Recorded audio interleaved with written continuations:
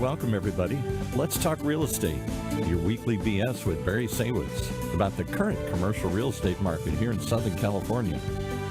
As we take a no BS look at both sides of the issues driving this market today to find the best solutions going forward. With our man right in the middle, it's Barry Saywitz. Hey, Barry. Hey, good morning, Paul, and good morning to all of our viewers and our listeners out there. Welcome back. I am Barry Saywitz, president of the Saywitz Company and managing partner of Saywitz Properties, and we're back here talking more real estate on Let's Talk Real Estate. We're back after a little summer hiatus, and so we've taken a break and refreshing. Paul remodeled the studio a little bit. He cleaned up, I see. And so we're here to do it again. I'm excited about today's show.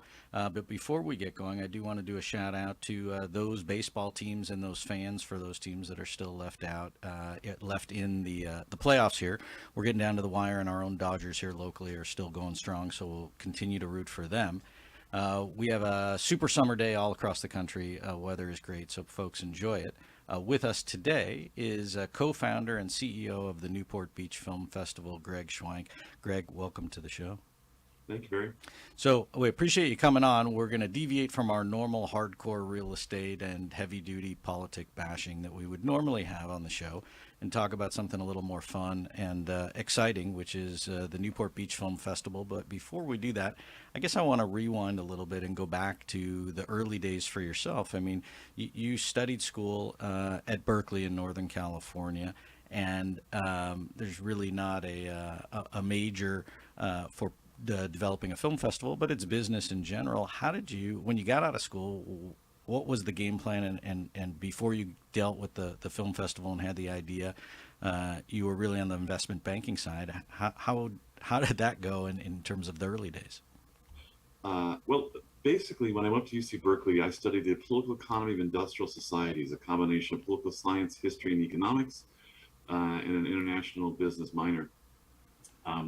And then really focused on research and understanding markets and industries. And pretty quickly, I started working with an organization on campus that was actually hired by the Spanish government to invest $1 billion in building sound stages across Spain. And they wanted to understand the economic impact of regional film production. And what was fun and interesting is that was pre-internet, so I had to do all my interviews over the phone and sometimes even correspondence, and then sometimes in person. And I really fell in love with the business side of show business.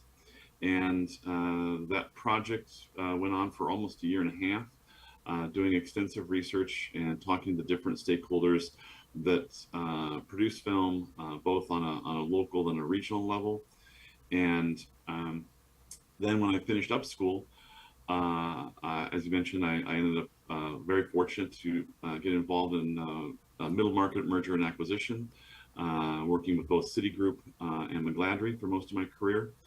And when starting out, they said, "Oh, you got a background in doing this. We'll have you work on some of our entertainment deals." And those deals were really, again, they're privately held companies, probably focusing, under 500 million in revenue. And really the cool part about it was talking to the owners and talking to the business people and the entrepreneurs that started those businesses. And I was fortunate enough to branch off well beyond entertainment to other sectors and industries.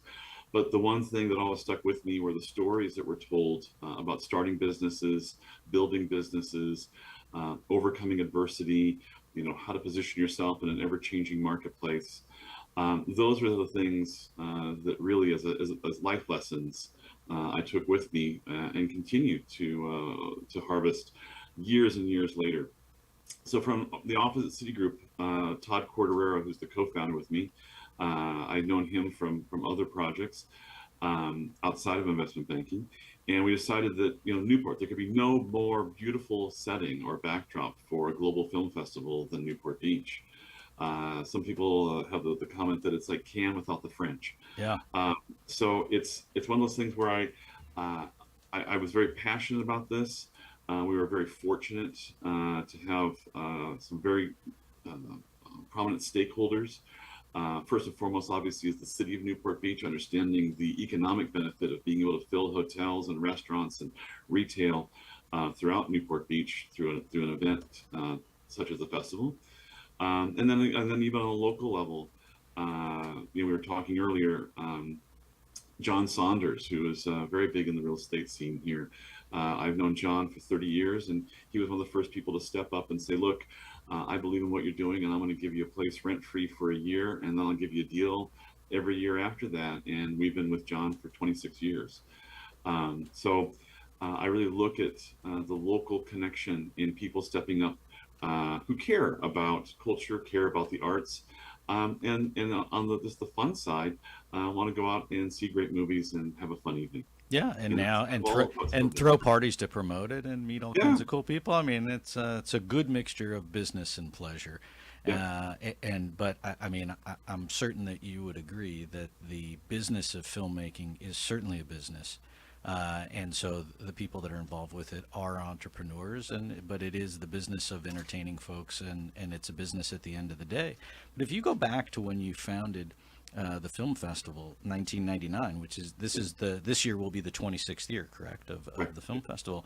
That was also at the beginning stages of some of these other film festivals that have also grown over the same sort of time period, whether that's Sundance or whether it's Toronto or some of these other ones.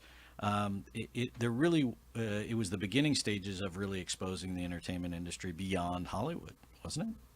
Most certainly. I think you look at, both of those have been around for a little bit longer, but they were in their sort of nascent stages where it was the festival experience was kind of a unique and niche one, where when Newport started, I think the biggest challenge we had when looking at all these things were just letting people know that, as it is today, you don't have to be in the industry to come out to the Newport Beach Film Festival. It is for the community.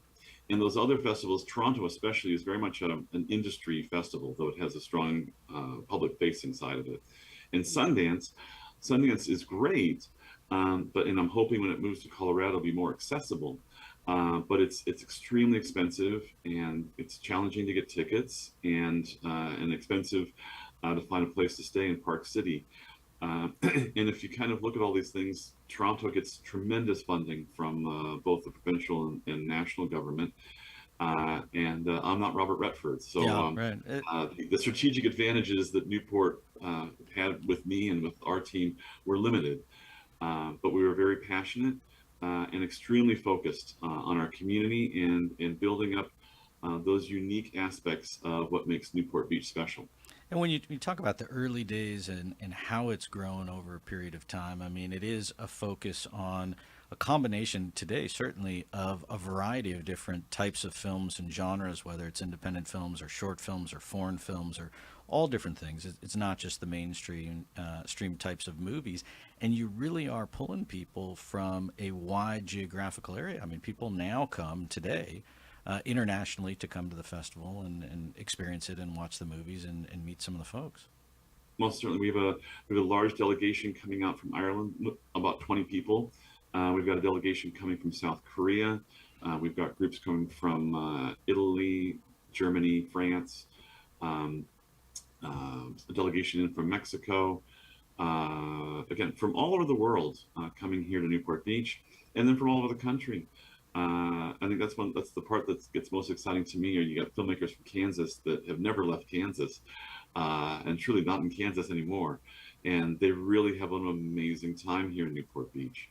And the other side of that is, though it is for the community, it is for the public, and you get to meet 90% of the time the people either on screen or behind the camera at their screenings. So that's one of the cool parts about the festival.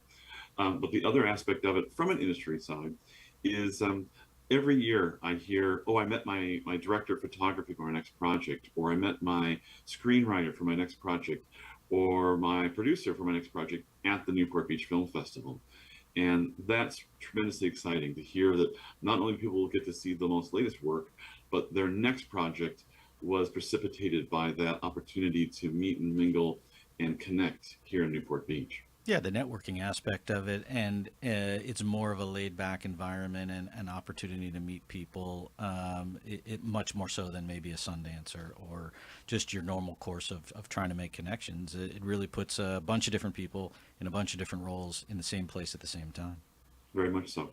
So let's talk about the film festival today because it's coming up. Sure. The film festival, for those out there that aren't aware, it's October 16th to the 23rd in Newport Beach.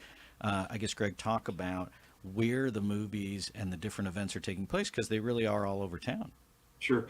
So we've become the largest celebration in coastal Southern California, larger than anything in San Diego, Orange County, or even LA County, which is quite, tremendous on that front. Um, we'll screen 115 features and about 270 shorts or short films. We use the same standard as the Academy. Anything under 40 minutes is a short, anything over 40 minutes is a feature. And so we have a very large array of both feature and short films that are going to be screening across Newport Beach and the surrounding community. We utilize the big Newport Theater right across from Newport Center in Fashion Island. We use the Lot in the center of Fashion Island. We use Triangle Square and the Starlight Cinemas in the Triangle over in Costa Mesa. And we utilize and work with the beautiful Lido Theater right there on Lido Island. And so with all of those, we use approximately 14 screens. We run for 8 days. And again, it's completely open to the public, open to our community. People can get tickets at our website at newportbeachfilmfest.com. And we're opening with Ethan Hawke's new film, Blue Moon, about the story of Rodgers and Hart, the songwriting team. Another announcement we can make now, because it's coming out, I think, today, is we're actually bringing back the tradition of opening with also a short film. And we have the international premiere of a short film on opening night. It premiered at Edinburgh, and the director, it's her directorial debut. And she's going to be coming. We're very excited for this.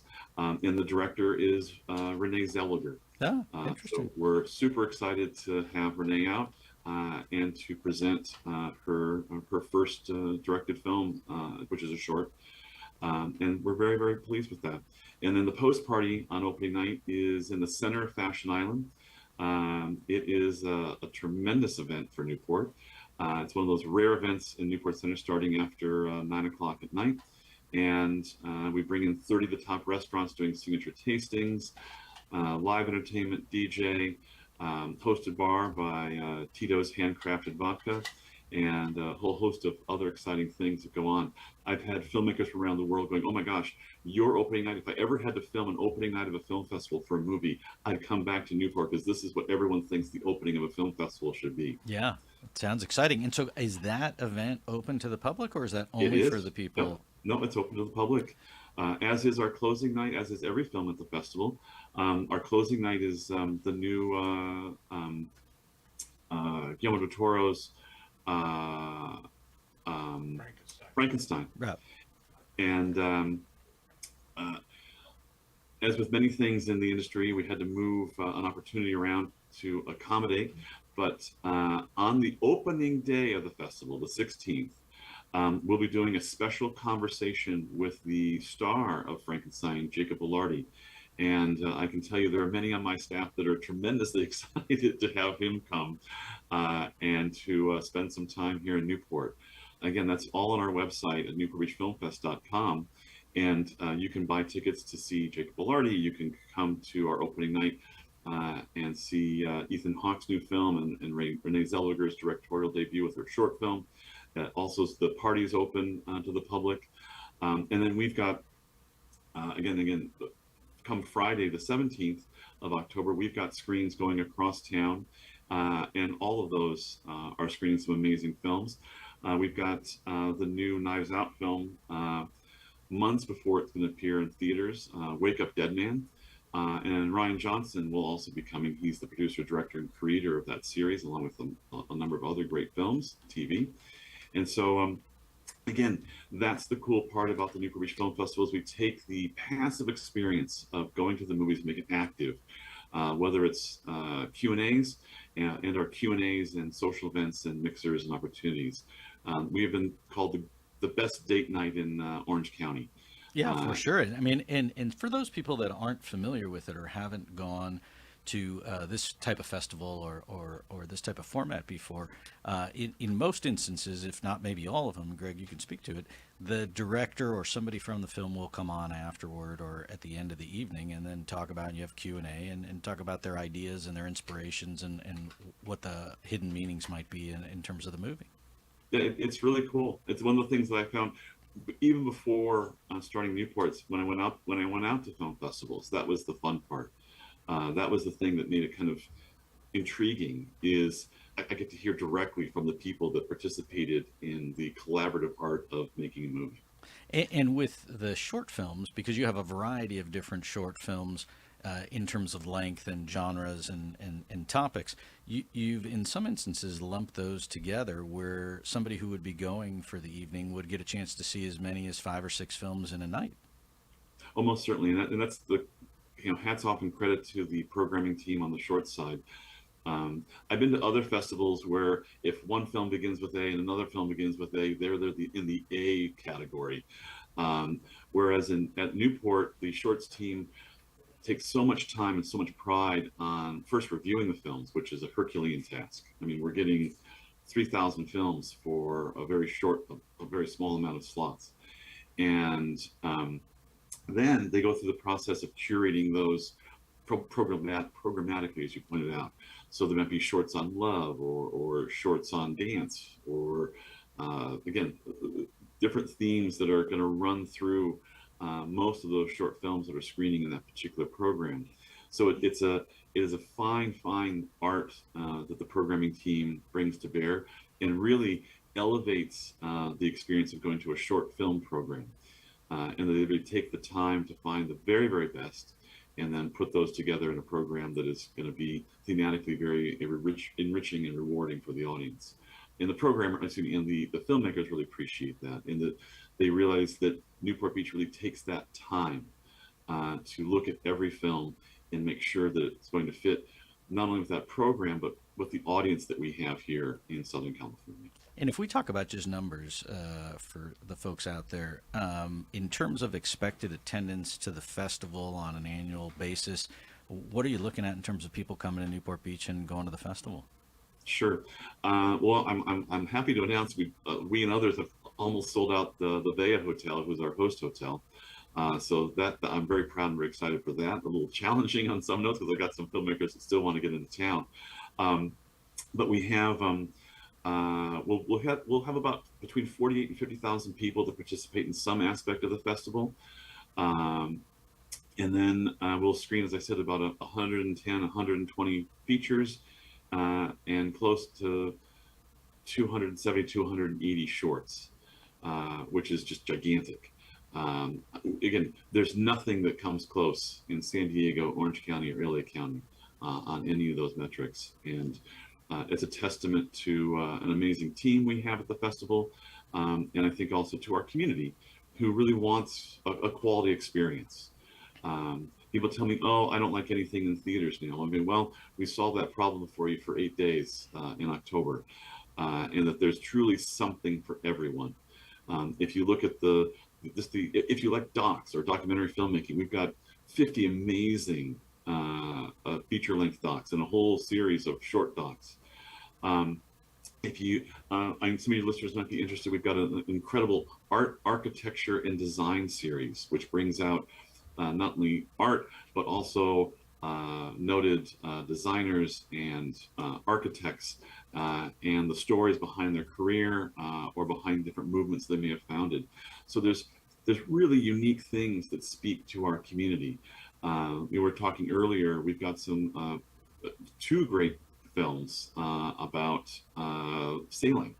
One is called The Raftsman, and that's a documentary, Australian doc, about this team of guys in the 70s that sailed from South America on rafts that were, handmade rafts that were then sailed over to Australia to kind of prove that you could move between continents at that time or in the past. And then we also have The Unsinkable Entrepreneur, which is an incredible story about a solo attempt to circumnavigate the globe during a major race.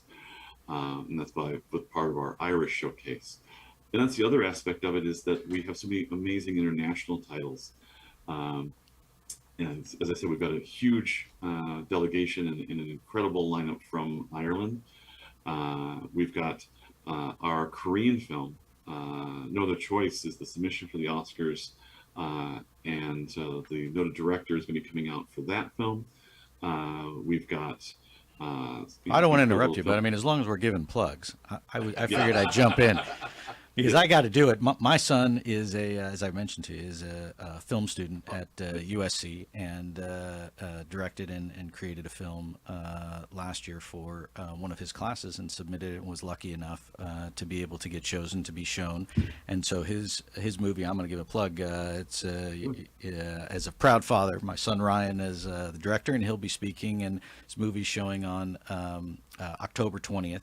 At 8 p.m. at the Lot, and the movie is Followed, and it's super, and I'm super proud and excited, and it's going to be shown with a group of other short films that you have lumped together. And so I'm excited hearing about all the different things, and then it's even more exciting that if you see it at the festival and then some of these come out in the theaters or get notoriety later on, you're like, I knew that before it happened, right? Oh yeah, no, we definitely have a very large contingent of Guild and Academy members here, so we get a lot of what's called FYC campaigns for your consideration. So I'd say a large cadre of our films will be coming out during the fall in competition for, Golden Globes, Oscars, other major awards, and recognition. So definitely you can see those films first here at the Newport Beach Film Festival. And again, congratulations to your son, hyper competitive. And we were talking, and I said, I had no idea that your son's film was in the festival. And that's a true accomplishment, and he should be very proud of that. And that it's a competitive race within the especially shorts. And so, and the other thing is, you mentioned he goes to USC, and we're working with a lot of the alumni organizations, whether it's USC or UCLA. And other schools. Loyola is coming out and bringing a large number of their alums and big donors to their event. Cal State Fullerton has a great program as well. So we really want to make sure that everyone has the opportunity to come out to the Newport Beach Film Festival. Take a look at our lineup again. It's newportbeachfilmfest.com. And again, we are open to the public. This is a community event. And very proud of our 26 years and looking for many, many more.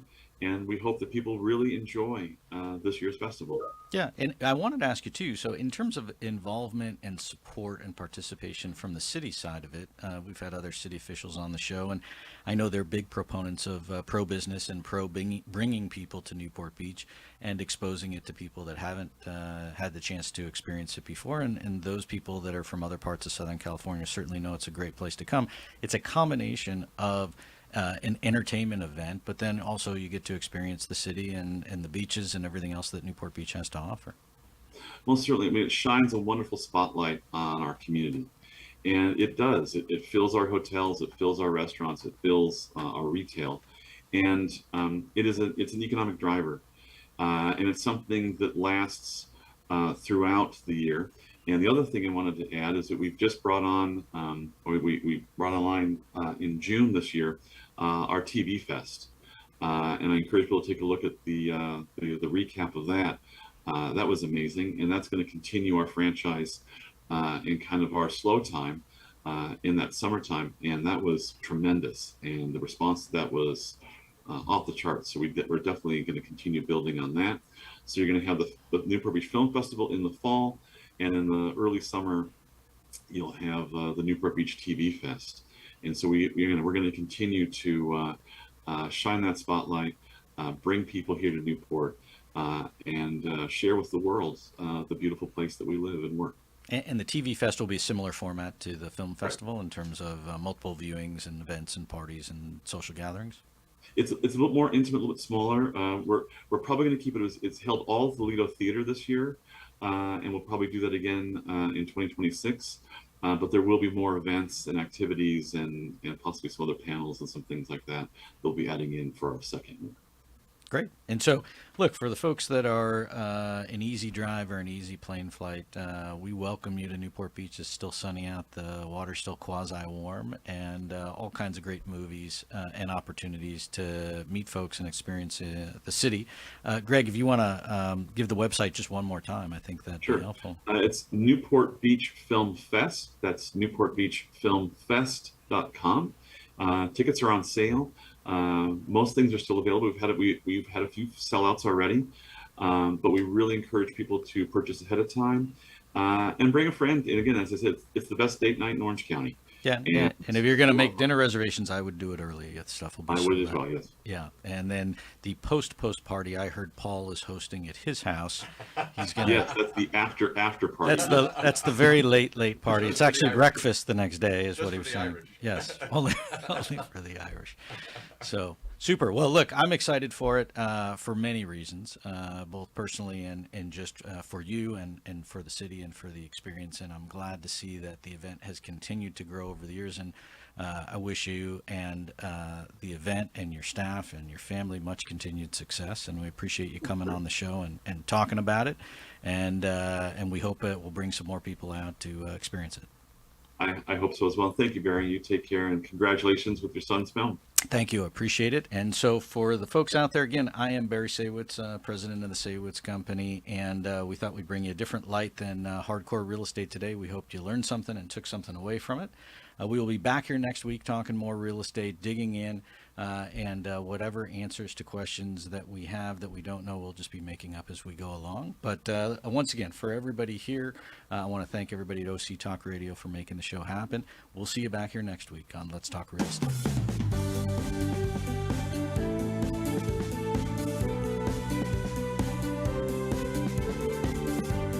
Well, there you have it. You've been listening to Let's Talk Real Estate, your weekly BS with Barry Saywitz about the current state of the real commercial real estate market right here in Southern California. On Orange County's only community radio station, OC Talk Radio, streaming live from our studio here at the University of California, Irvine's Beale Applied Innovation Center.